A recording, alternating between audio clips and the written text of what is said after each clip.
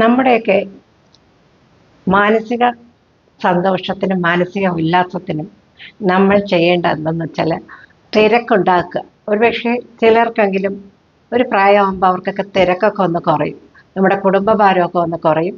അപ്പോൾ ആ തിരക്കില്ലാണ്ടാവുകയാണ്, ഔദ്യോഗിക ജീവിതത്തിൽ നിന്നും വിരമിച്ചും കാണും.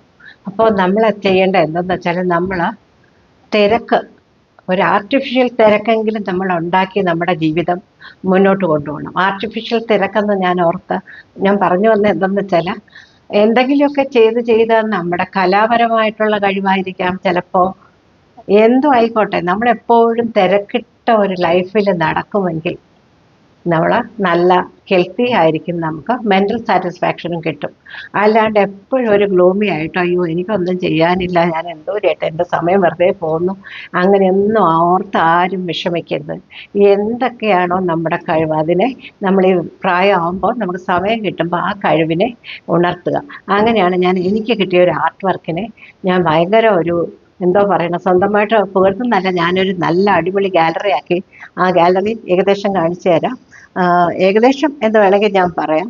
ഞാൻ എൻ്റെ ആർട്ട് വർക്കെല്ലാം ഞാനിങ്ങനെ ഗാലറിയിൽ ഓരോന്നോരോന്നായിട്ട് നിരത്തി വെച്ചിരിക്കുകയാണ്. ഞാൻ വേറെ ഒന്നിനുമല്ല, ഞാൻ ഓർക്കുന്നു ഈ വെക്കേഷൻ സമയത്തെങ്കിലും കുട്ടികളെ ഈ ആർട്ട് ഗാലറി ഒന്ന് കാണിച്ചിട്ട് nothing is waste in this universe എന്ന് എൻ്റെ എയിം അവരിലൊക്കെ എത്തിക്കുക എന്നതാണ് മെയിനായിട്ട് എൻ്റെ എയിം. അപ്പോൾ ഞാൻ ഈ പറഞ്ഞു വന്നാൽ നമ്മുടെ കഴിവിനെ നമ്മൾ തന്നെ അത് കണ്ടുപിടിച്ചു. ഇതാ കണ്ടോ, ഇതൊക്കെ കണ്ടോ, ഇത് ഓർണമെൻറ്റ്സ് ആണേ, ഈ കാണാം.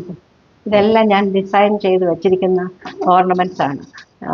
ഇത് കണ്ടോ, ഇത് ശരിക്കും പറഞ്ഞാൽ ഫ്രൈംസ് ആണ്, നമ്മുടെ ഫ്രൈംസ് കൊണ്ടുണ്ടാക്കിയ കമ്മൽ.